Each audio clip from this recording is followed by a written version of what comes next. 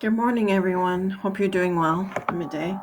A story that's been brought to my heart and my attention is the relationship between Abraham and Lot.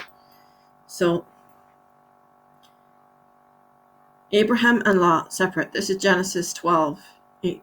So, Abraham went up from Egypt to Negev with his wife and everything he had, and Lot went with him. Abraham had become very wealthy in livestock, in silver and gold. From the Negev he went from place to place until he came to Bethel, to the place between Bethel and Ai, where his tent had been earlier, and where he had first built an altar. There Abram called on the name of the Lord. Now Lot, who was moving about with Abram, also had flocks and herds and tents, but the land could not support them while they stayed there, for their possessions were so great that they were not able to stay there. That they were not able to stay together. And quarreling arose between Abram's herders and Lot's. The Canaanites and Perizzites were also living in the land at that time. So Abram said to Lot, "Let's not have any quarreling between you and me, or between your herders and mine, for we are close relatives. Is not the whole land before you? Let's part company. If you go to the left, I'll go to the right.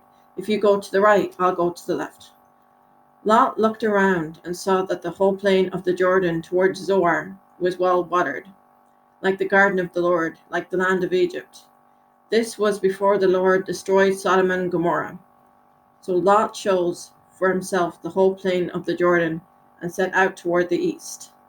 The two men parted company. Abram lived in the land of Canaan, while Lot lived among the cities of the plain, and pitched his tents near Sodom. Now the people of Sodom were wicked and were sinning greatly against the Lord. The Lord said to Abram, after Lot had parted from him, "Look around from where you are, to the north and the south, to the east and the west. All the land that you see I will give to you and your offspring forever.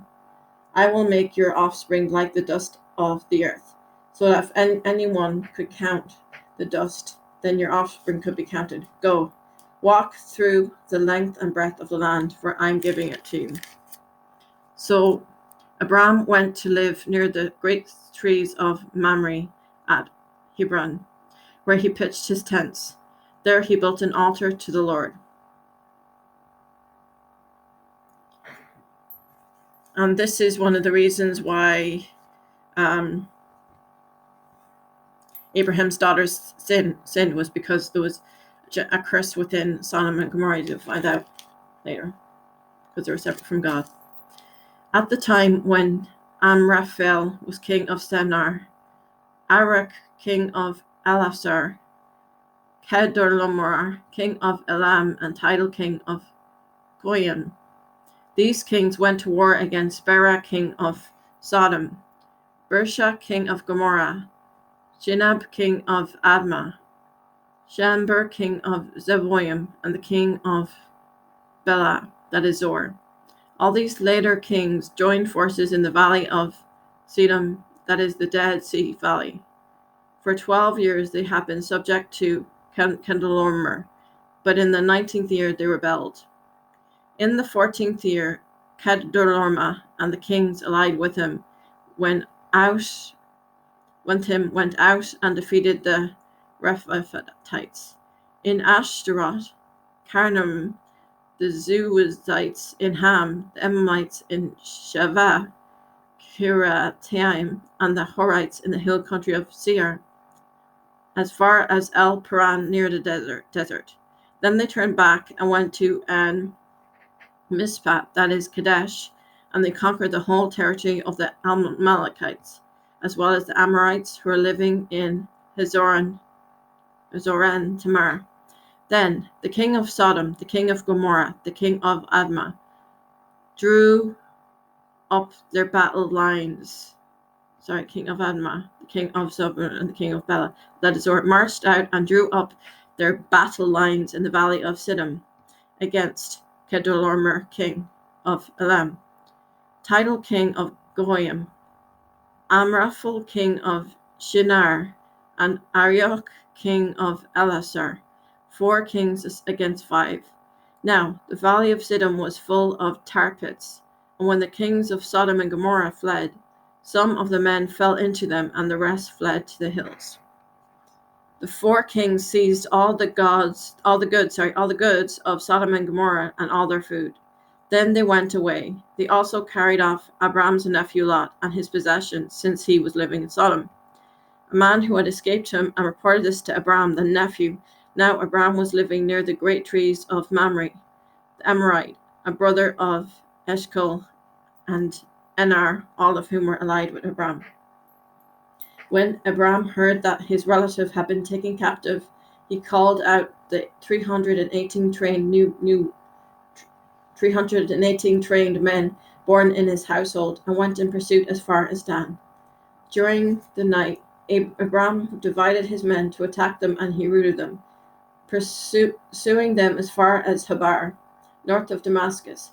He recovered all the goods and brought back his relatives, Lot and his possessions, together with the women and the other people. After Abram returned from defeating Kedorlaomer and the kings allied with him, the king of Sodom came out to meet him in the valley of Shavah, that is the king of the valleys. Then Melchizedek, king of Salem, brought out bread and wine. He was priest of God Most High, and he blessed Abram, saying, "Blessed be Abram by God Most High, creator of heaven and earth, and praise be to God Most High, who delivered your enemies into your hands." Then Abram gave him a 20 of everything. The king of Sodom said to Abram, "Give me the people and keep the goods for yourself." But Abram said to the king of Lord, with raised hand, "I have sworn an oath to the Lord, God Most High, creator of heaven and earth, that I will accept nothing belonging to you, not even a thread or a strap or a sandal, so that you will never be able to say, 'I made Abram rich.' I will accept nothing but what my men have eaten, and the share that belongs to the men who went with me. To Enar, Eshcol, and Mamre, let them have their share."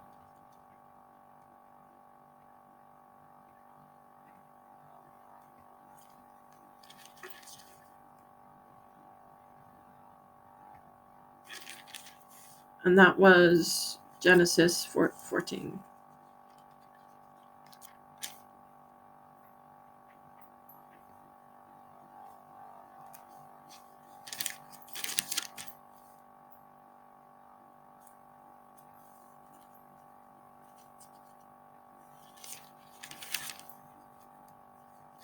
Okay, to be continued, because this is a long verse. Hope you enjoyed it.